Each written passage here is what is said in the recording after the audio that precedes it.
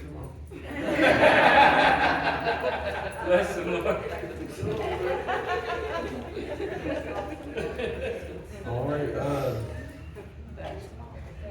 y'all see what's going on in the world today, you know.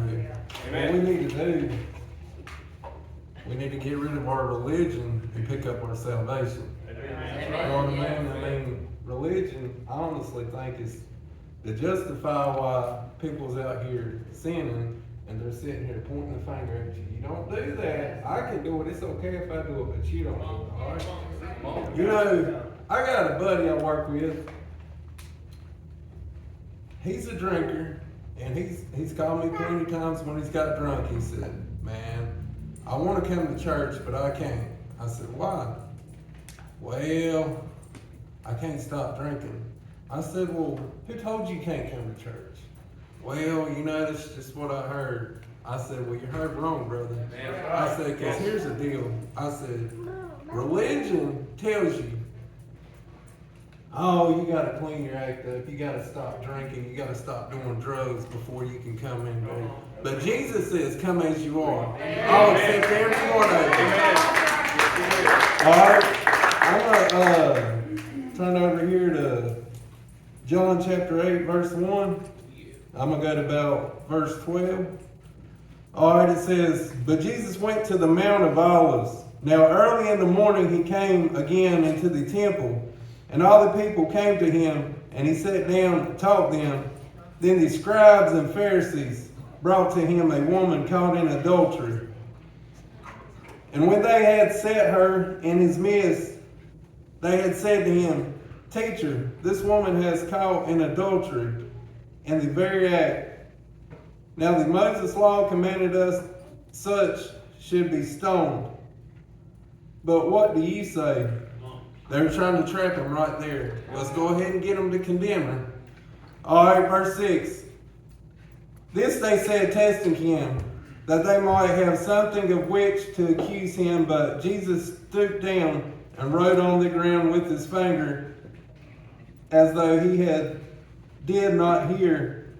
Okay, this is just me thinking here. When he kneeled down and wrote something in that sand, he could have said, forgive him. And then the people that was accusing her of this, he could have sit down there and wrote down all their sins, what's going on. All right, verse 7. So when they continued asking him, he raised himself up and said to them, he who is without sin among you, let him throw a stone at her first. And again he stooped down and wrote on the ground. Then those who heard it, being convicted by their conscience, went out one by one, beginning with the oldest even to the last. And Jesus was left alone, and the woman standing in the midst. When Jesus had raised himself up and saw no one but the woman, he said to her, Woman, where are the accusers of yours? Has no one condemned you? She said, No one, Lord. And Jesus said to her, Neither do I condemn you. Go and sin no more. Then Jesus spoke to them again, saying, I am the light of the world. He who follows me shall not walk in the darkness, but have the light of life. And that's the thing with religion. You know, it'll sit here and point its nasty finger at you. You can't do that. You can't do that. But salvation, we're set out to be the light of Jesus. Salvation, we need to be a light to this dark world. Amen. Amen. I'm going to go to John 8, verses 52.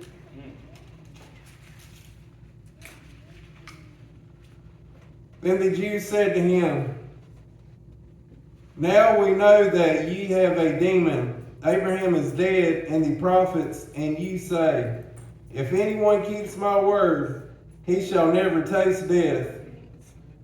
Are you greater than our father Abraham, who is dead? And the prophets are dead. Who do you make yourself out to be? So right there, that tells you, I mean, I don't know if y'all picked up on that or not. How many people out here are following a preacher, a mega church preacher, following after somebody? Well, he said this, he said that. chasing after the word. If you would chase after Jesus like you chase after that word, you wouldn't have nothing to worry about.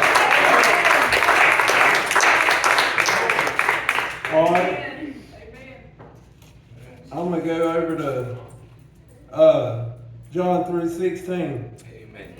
For God so loved the world that he gave his only begotten Son, that whosoever believes in him should not perish but have everlasting life. And I'm just going to leave y'all off with this, but we need to focus more on John 3:16 and sharing God's love and just get rid of our religion and grab a hold of our salvation. Amen.